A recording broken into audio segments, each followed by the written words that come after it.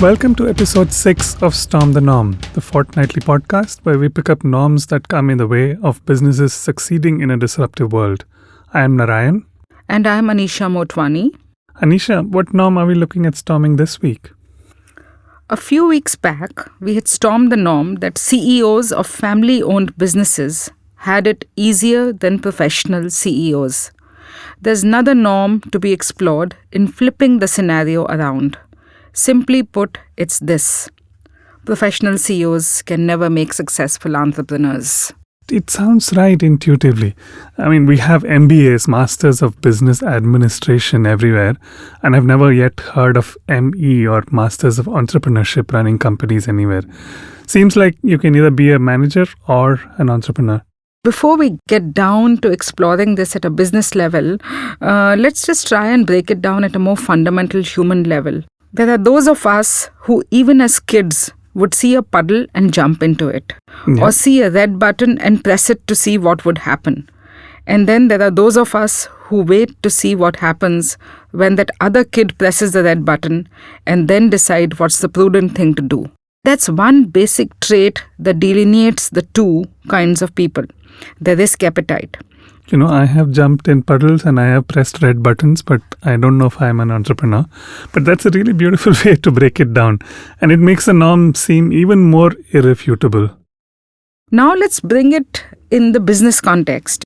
An entrepreneur is in charge of building a business, often from nothing. Whereas a professional has a ready business to run. There is a qualitative difference between the two. A business that's a blank canvas to begin with is characterized by informality, a lack of systems and processes, and it's a little more free-spirited and casual in nature. Yeah. So what we're saying is professionals can be good managers, maybe sometimes even great leaders, but they can never be entrepreneurs. I think never is not the word that I would use. It takes a unique and very different kind of professionals to succeed in an entrepreneurial world, and that's why there aren't too many of them. So to put this norm to the test, we roped in someone who's been making news recently in the world of advertising and in business in general. Ashish Bhasin, the newly minted CEO of Dentsu Aegis Network for the Asia Pacific region. Ashish recently relocated to Singapore for the role, and we met up with him there to get his views. If you know Ashish, he doesn't usually mince words. He's characteristically blunt and, because of that, extremely sharp in the insightful way in which he storms this norm. So, Ashish, thank you so much for making time in the middle of this enormous move that you've made over here to Singapore as well.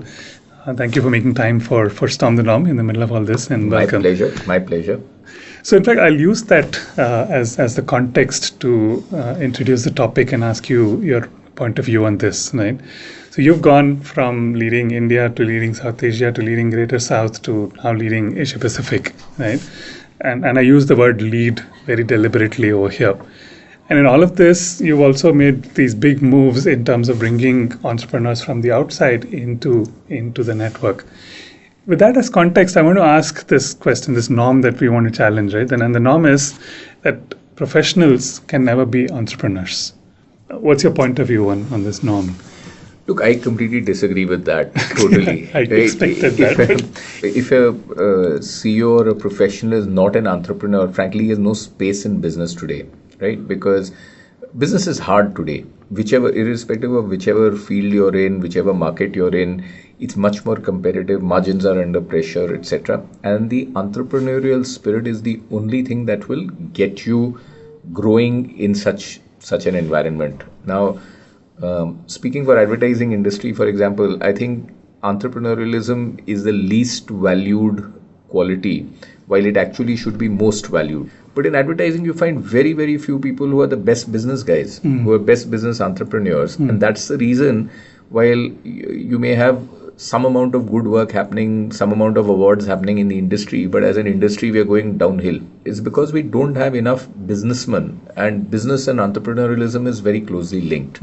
So I think I would completely challenge that norm, and I would say it's actually the other way around. It's a must-have quality for a CEO, and if a CEO does not have entrepreneurialism as a core capability, he or she should not be made the CEO. This is one word that you use, businessman. If people in the business don't wear the business hat, then they're not going to succeed.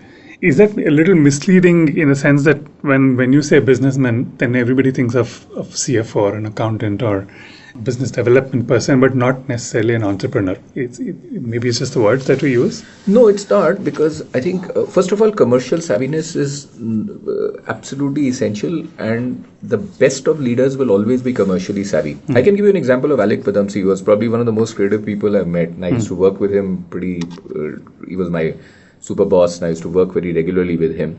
He was perhaps the most commercially savvy person you'll ever meet, right? So entrepreneurialism or business focus does not necessarily have to fit into the square that you draw it in. It can be in any person. You will seldom find a successful example of an organization which is led by a person who has no business sense or no commercial sense. And I think that needs to be appreciated, particularly in times like these where what you were used to doing is not what's going to take you into the future. That's when you need entrepreneurs.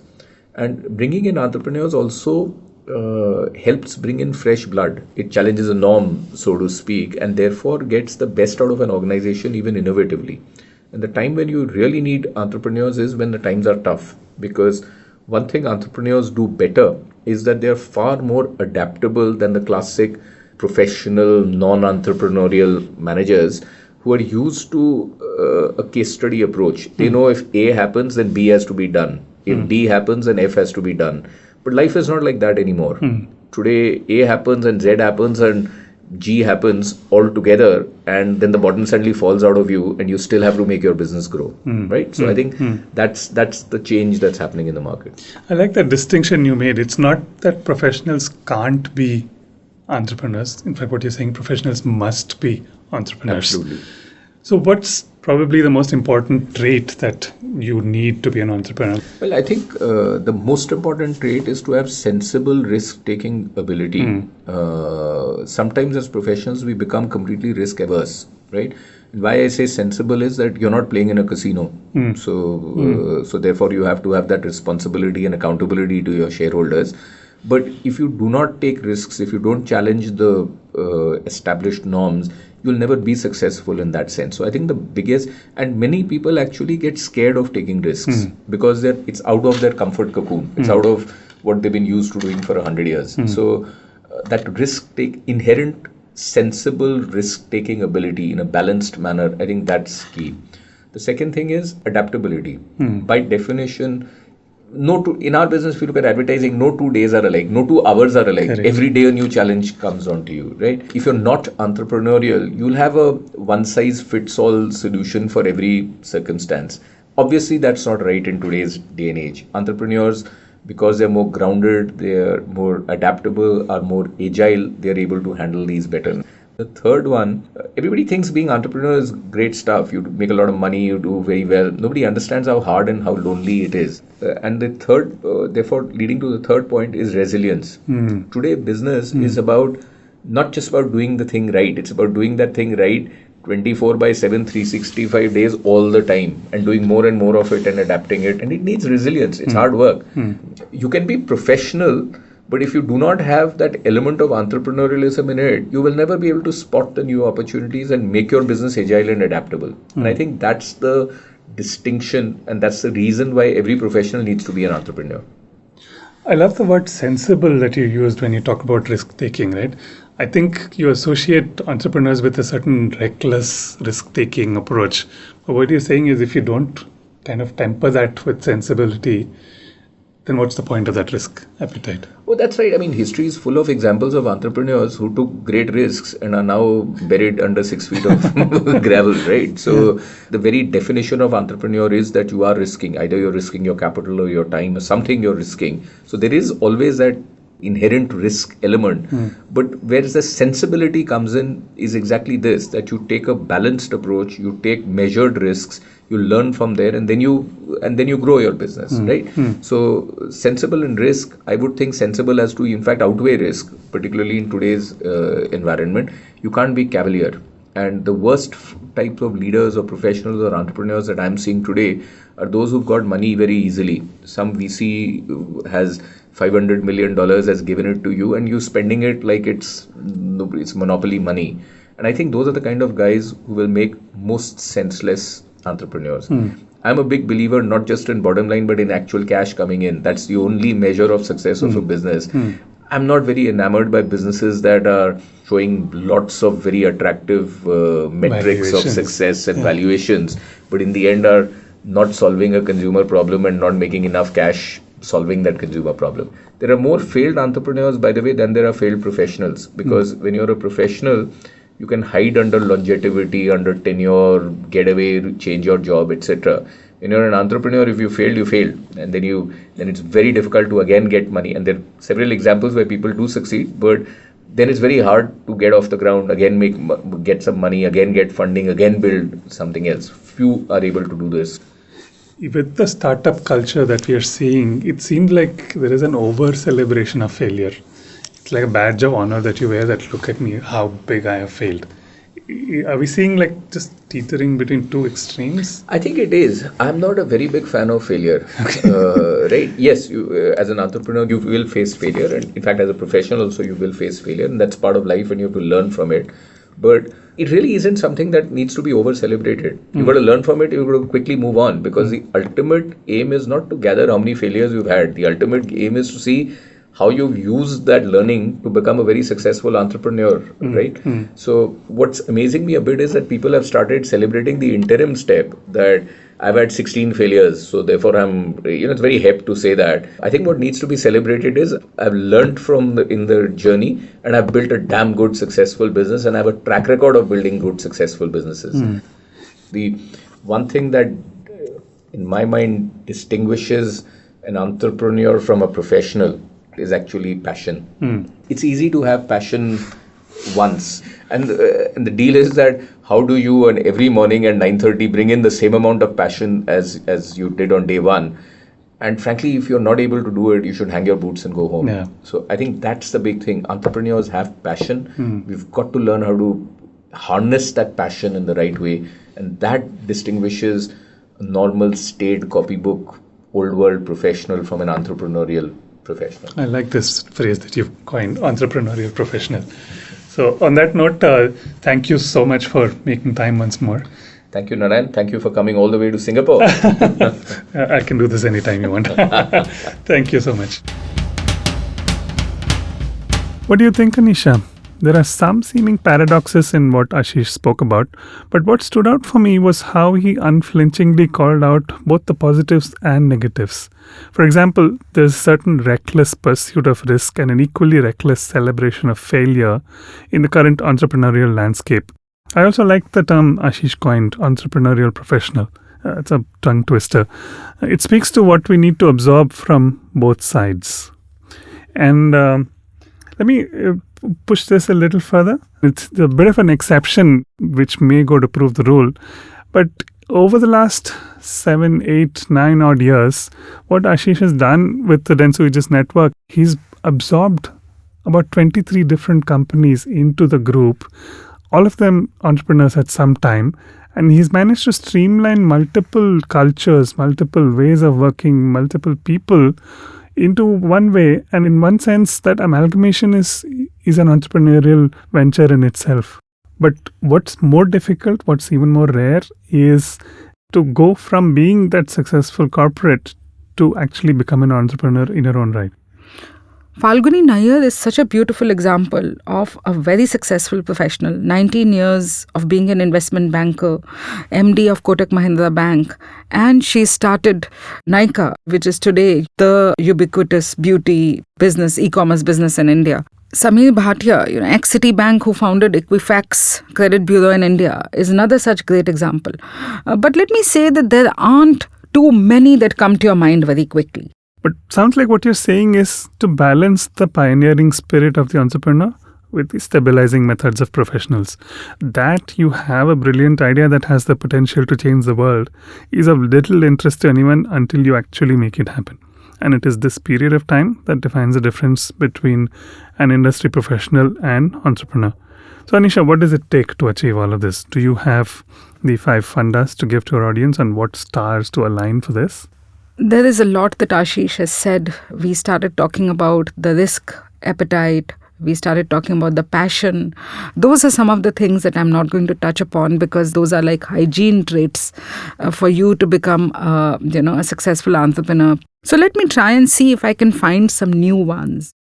The first STN funda for me is you will need endless curiosity. You can't give someone a curiosity shot or an injection. Okay, it's not something that can be injected as a dose. There has to be an inbuilt trait. That's the best way in which your business can go from beta to a go-to-market stage. Because what you start off with and what you eventually end towards and the product that you take to the market could be very different. Okay, unless and until you're curious, unless and until you're observant, unless and until you're actually open to listening and finding out new stuff, you will never do justice to your idea. So for me, the first one is the need for endless curiosity. And curiosity not just at an individual level, but having to foster an environment of curiosity all throughout the ecosystem of your little operating unit that you have. Because it's not just you who has to be curious, because somebody else can kill your curiosity. The entire team that is working with you and the environment that you've created is such that people are willing to be curious. So making, modifying, molding an organization to be curiosity-led is a key ingredient. Absolutely well said. Okay. The second one, and I think linked to curiosity, is a willingness to look stupid. Okay, I'm good at that. And there are lots of times where you would say that it's okay, I'm not feeling embarrassed. We touched upon this even in the last episode where we spoke about the importance of asking stupid questions. Take this one step further and be willing to look stupid. There's no embarrassment in trying new things and making mistakes while doing so. And when you make yourself comfortable with this, then you're actually building your ability to constantly try out new things. I think I'm going to be an entrepreneur. I'm good at this. You don't need just one trait. Okay, we'll figure out the rest. The next one is an interesting one, and I made that transition from being a professional to trying to be an entrepreneur in many ways. A willingness to lose your identity. That's intriguing. Talk more about that. My identity was linked to my role, was linked to the organization that I was in, the level at which I was. That is what defined my professional identity. I've had to dissolve, junk, all of it, and start from almost a zero base to try and create my new identity. And that at many times starts pinching you more than the effort and the hard work and all the other things. In many ways, it's a very spiritual experience as well, to define and shape your own identity on your own terms and conditions. And it's a beautiful journey, but when you are going through it, the initial couple of years are a little difficult. That sounds like a profound transformation not too many people will be ready for. In fact, it occurs to me, I saw this profile of Indra Nui's on LinkedIn a few weeks back. And it was interesting. She described herself, I think, as ex-CEO of Pepsi. So closely linked to that past identity. The next one is also linked to this one that I just talked about. Willingness to be obscure. The lack of an audience and co-workers is very, very palpable. You get your energy from people around you. You get your energy from the nods that you get when people look at the way you work, the reassurances, sometimes even the criticism. So in an entrepreneurial world, you become obscure. Yeah. There isn't too much of a support system or an ecosystem around you that's constantly nudging, acknowledging, reviewing, critiquing what you're doing. Within the organizations that employ brilliant and/or creative individuals, talent is cultivated and rewarded. Colleagues, compensations, job reviews, promotions provide regular feedback and shine a light on success and failure. As an entrepreneur, these stimuli are lacking. Most of the time, you have only your own conviction to rely on. Profound. Okay. That's 4 down. What's the last one? The last one is the grit and stamina. We've spoken about it earlier. Even Ashish spoke about it. But the ability to persist when no one's watching for an extended duration, it requires some determination.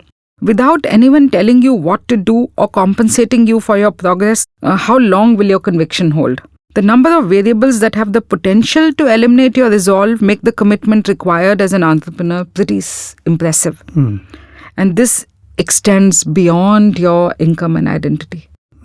The way I would like to sum this up is something that I had read somewhere, which said that in an entrepreneurial mode, you need to lead like you are in charge of a combat unit on the wrong side of the enemy lines, where it's all for one or one for all. I found this pretty interesting, and I just thought, I'll bring it here because that's how it really feels. And it ties in beautifully with the point about grit and stamina. And the point is, we all chase excellence, and we forget that excellence is a once-in-a-while phenomenon. It's not achievable on a daily basis without grit and stamina. If you don't have the stamina to persist, that's not going to happen. Absolutely. Okay. Fantastic. So as with every episode, there are many things I've picked up from Storming This Norm. But if I had to highlight one, it would be this. The question is not if professionals can be entrepreneurs. In fact, to succeed in a disruptive world, professionals must be entrepreneurs and find the right balance between the two to become, as Ashish said, entrepreneurial professionals. But I think importantly, that's the only way for even successful professionals to make the transition to become an entrepreneur. And that's why I think the degree, Masters in Entrepreneurship, is very much needed at a fundamental education level. That sounds like a business opportunity. Absolutely. So that brings us to the end of episode 6 of Storm the Norm. This is Narayan and Anisha signing off for now.